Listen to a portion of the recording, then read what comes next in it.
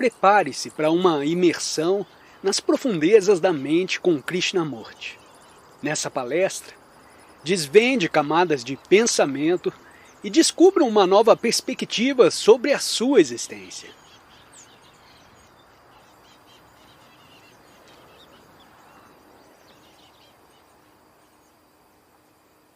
O que entendemos por sono? Estamos adormecidos quando pensamos que estamos dormindo? A maioria de nós não vive sonhando, fazendo as coisas automaticamente.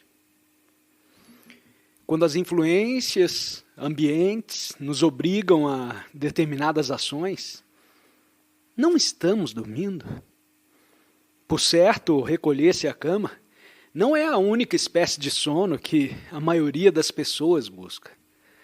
Muitos de nós queremos esquecer, queremos ser insensíveis, não ser perturbados. Queremos uma vida fácil e confortável, e assim nos pomos a dormir, mental e emocionalmente, enquanto continuamos a fazer coisas com grande atividade. Para compreendermos esse problema, precisamos entender a questão da consciência. O que entendemos por consciência? Não cite o que outras pessoas disseram a respeito, seja Shankara ou Buda. Pense por você mesmo. Não li livros sagrados, o Bhagavad Gita ou os Upanishads, nem livros de psicologia. Uma pessoa precisa pensar de maneira nova quando deseja encontrar a verdade. Não se pode conhecer a verdade por intermédio de outro. O que se repete é mentira. Pode ser verdade para outra pessoa, mas se o repete, torna-se mentira. A verdade não pode ser repetida. Ela tem de ser experimentada. E não pode experimentá-la se está enredado em palavras. Teremos de verificar o que se entende por consciência. A consciência, de certo, é um processo de reação a um estímulo, a que chama experiência. Isso é, há um desafio que é sempre novo, mas a reação é sempre velha. A reação ao novo, a reação a um desafio, é experiência. Essa experiência recebe uma designação, um nome, um rótulo, indicando que ela é boa ou má, agradável ou dolorosa, e sendo depois registrada e arquivada. Assim, a consciência nos diferentes níveis é o processo total do experimentar, reagir ao estímulo, dar nome e registrar. É isso, ao justo, o que se passa nos diferentes níveis do nosso ser. Um processo constante, não um processo periódico. Reação ao estímulo, denominação e armazenamento para comunicação ou conservação. Esse processo total em níveis diferentes chama-se consciência. Eu não estou inventando. Se observar você mesmo, verá que é exatamente isso que acontece. A memória é o armazém, o registro, e é a memória que intervém, que reage ao estímulo. E a esse processo chamamos consciência. É exatamente isso que acontece. Pois bem, quando o corpo adormece, quando está dormindo, o que acontece? O processo continua. A mente continua ativa, não é? Pode-se muitas vezes verificar como a mente continua ativa durante o sono quando temos um problema. Durante o dia pensamos nele, nos torturamos com ele, mas não encontramos solução. Quando despertamos, temos uma nova maneira de olhar o problema. E como acontece isso? De certo, quando a mente consciente, depois de se ter preocupado com o problema, relaxa a atenção, nessa mente superficial, agora tranquila, o inconsciente pode projetar-se e, ao despertar, tem a solução. A mente consciente nunca está tranquila. Está perpetuamente ativa em todas as suas camadas. Não é possível, nas horas em que estamos despertos, aquietar a mente. Mas quando, durante o sono, a camada superficial da consciência está tranquila, o inconsciente se projeta e fornece a resposta certa. É só quando a mente, a consciência, não está a dar nome, a armazenar, mas apenas experimentando, é só então que há liberdade e libertação. O sono tem significação diferente. A questão é, o que acontece quando o corpo dorme? Sem dúvida, a mente superficial está tranquila, mas a consciência total continua a funcionar. A vastidão, a significação mais profunda do sono não é compreensível se não estamos perfeitamente cônscios quando despertos do processo da consciência. O processo da consciência está experimentando, nomeando e guardando ou registrando. E quando esse processo for mantido integral, não haverá liberdade. A liberdade, a libertação, só pode vir quando o pensamento cessa, sendo o pensamento produto da memória, a qual, por sua vez, é experimentar, dar nome e registrar. A liberdade só é possível quando há um percebimento completo, tranquilo, de tudo o que se passa em redor e dentro de nós. E isso nos leva a uma outra questão. O que é o percebimento?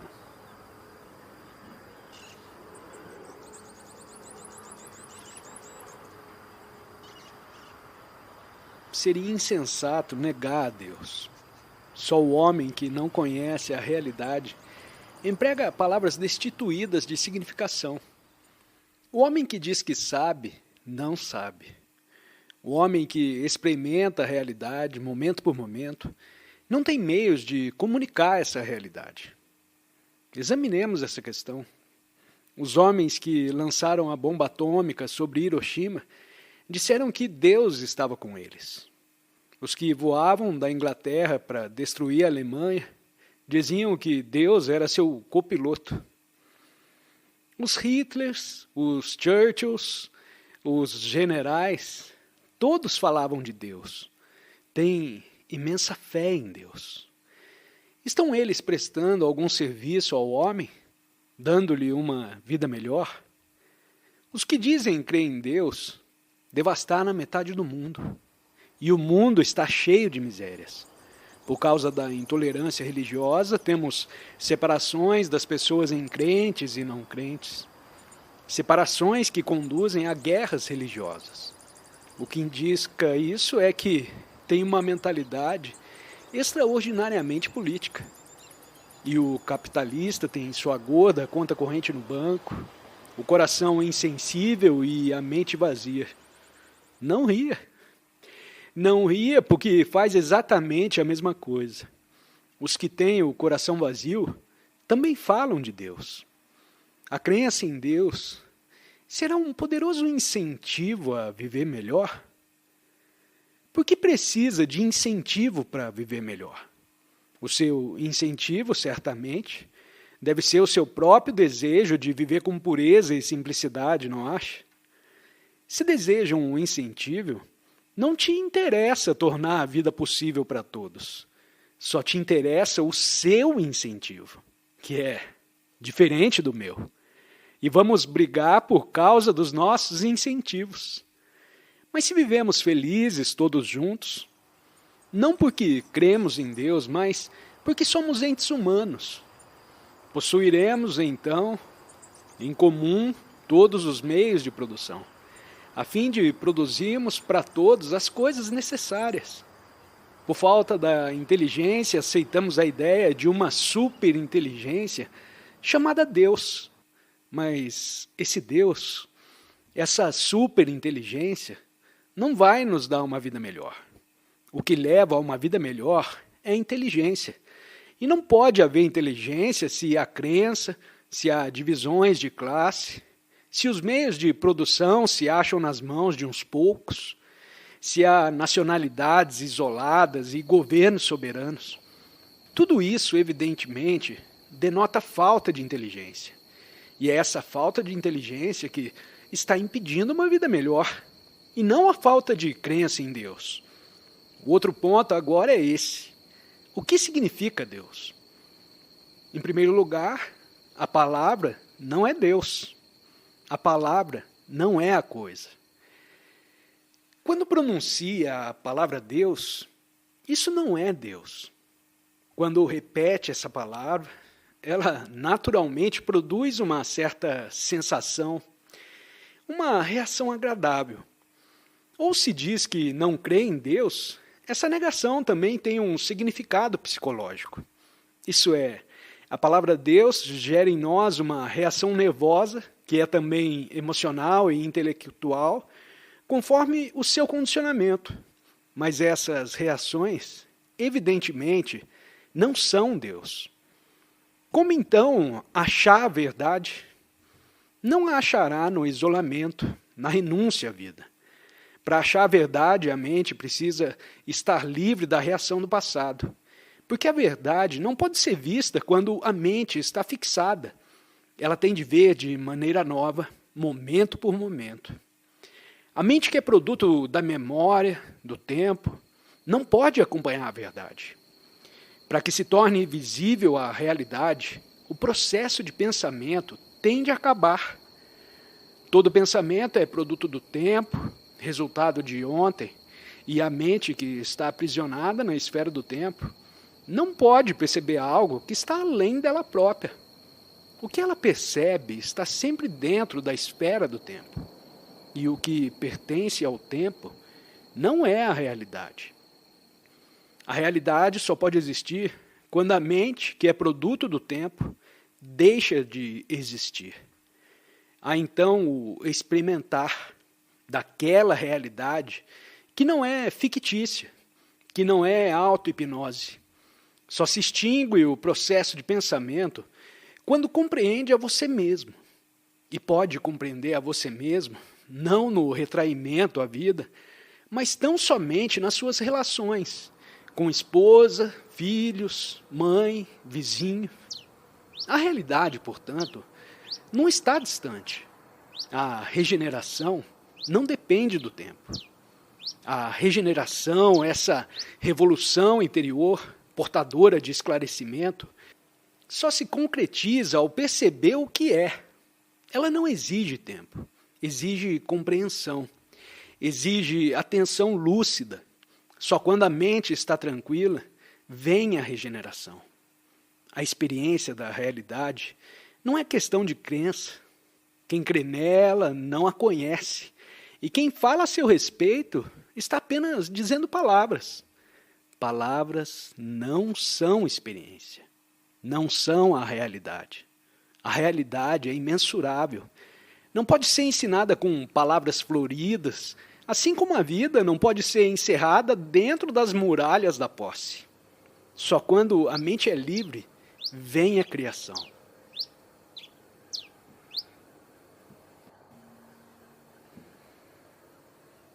É bastante óbvio que a maioria de nós está confusa intelectualmente.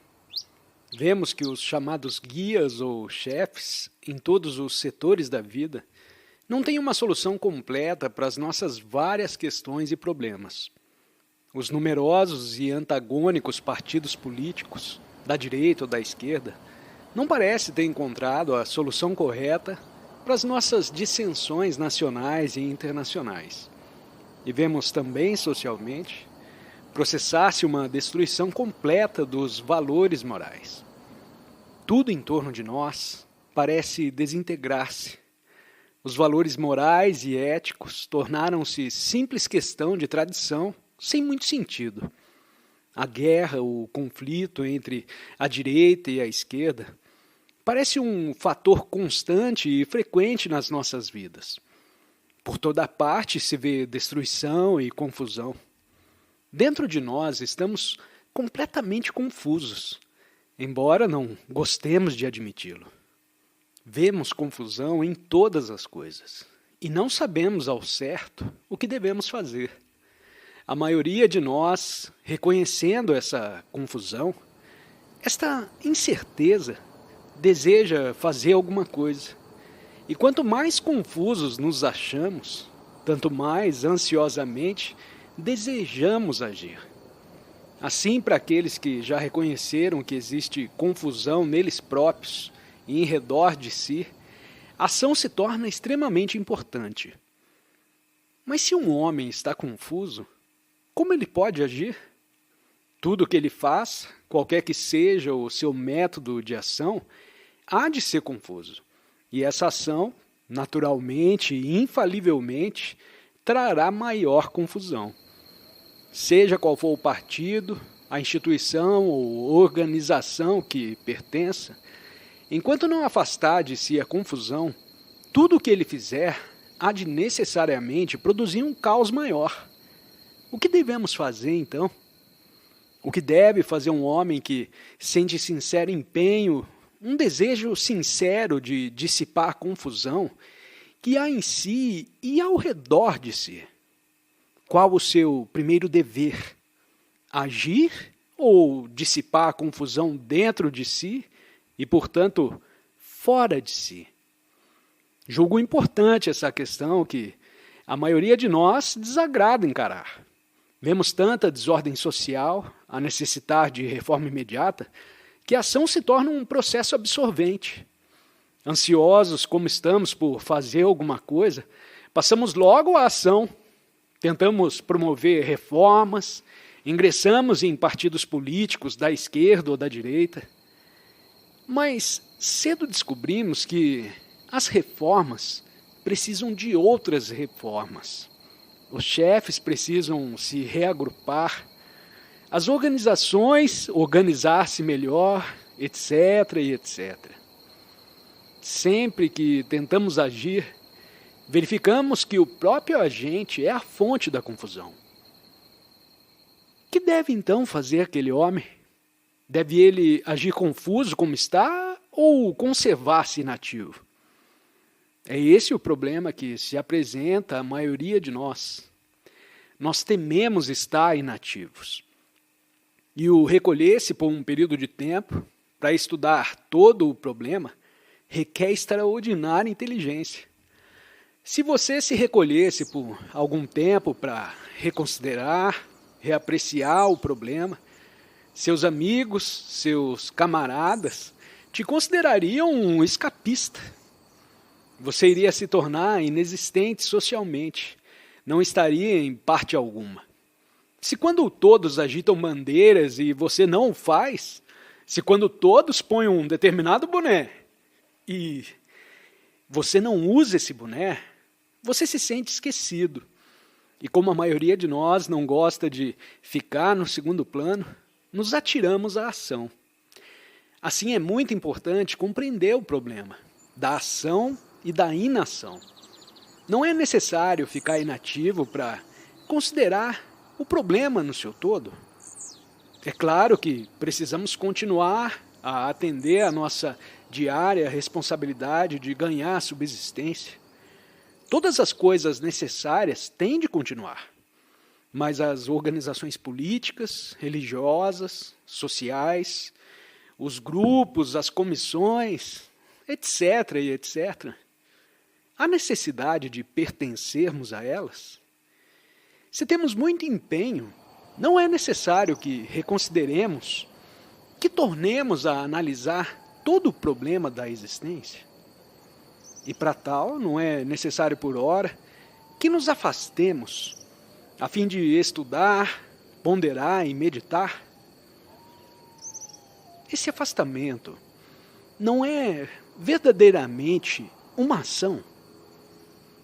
Nessa chamada inação, há a extraordinária ação de reconsiderar toda a matéria, de reapreciar, de meditar sobre a confusão em que vivemos. Mas por que temos tanto medo de estar inativos? É inação considerar novamente um problema? Claro que não. Sem dúvida. Quem está evitando a ação é o homem que está ativo, sem ter reconsiderado o problema. Esse é que é o verdadeiro escapista. Está confuso e, para escapar à sua confusão, a sua insuficiência, atira-se à ação. Ingressa numa sociedade, num partido, numa organização. Está, na realidade, fugindo ao problema fundamental, que é a confusão. Estamos, pois, empregando mal as palavras. O homem que se atira à ação sem reconsiderar o problema, pensa que vai reformar o mundo com o simples ingressar numa sociedade ou partido. Esse homem é que está criando maior confusão e maiores desditas. Enquanto o homem a que chamam inativo, porque se retira e estuda seriamente o problema, não há dúvida de que esse homem está muito mais ativo. Nos nossos tempos, principalmente, em que todo mundo se acha à beira do precipício e acontecimentos catastróficos estão se verificando, não se torna necessário que uns poucos, pelo menos, fiquem inativos e, deliberadamente, não se deixem encolher por essa máquina atômica da ação, que nada produz a não ser maior confusão e maior caos. Certo, os que têm empenho hão de retirar-se, não da vida, não das atividades diárias, mas retirar-se a fim de descobrir, estudar, explorar, investigar a causa da confusão. E para perceber, descobrir, explorar, não há necessidade de aderirmos aos numerosos planos e esquemas do que uma nova sociedade deveria ou não deveria ser. Tais planos, evidentemente, são inúteis de todo, porque o homem que está confuso e só cuida de pôr em prática certos planos, ocasionará maior confusão.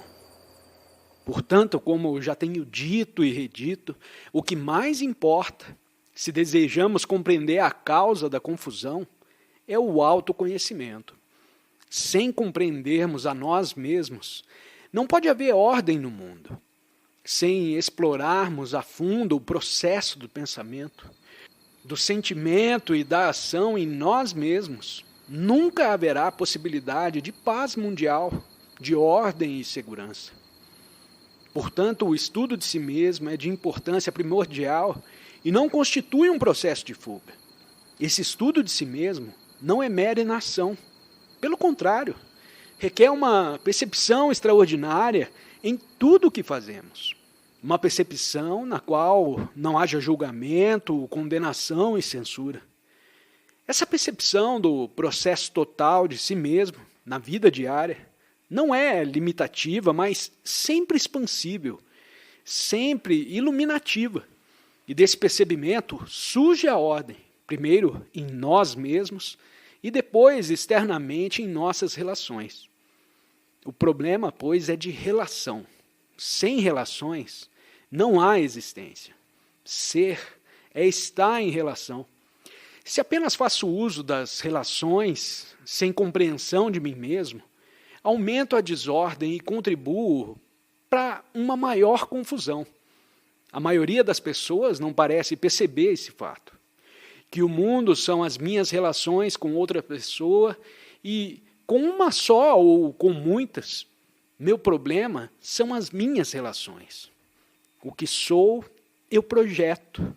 É óbvio que se não me compreendo a mim mesmo, toda a vida de relação é só confusão e estender-se em círculos cada vez mais amplos.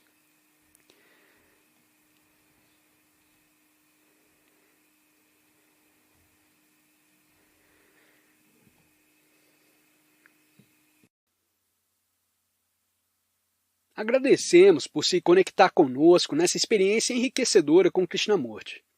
Para aprofundar seu entendimento, confira os 2 vídeos recomendados na tela. Desafie-se a explorar mais.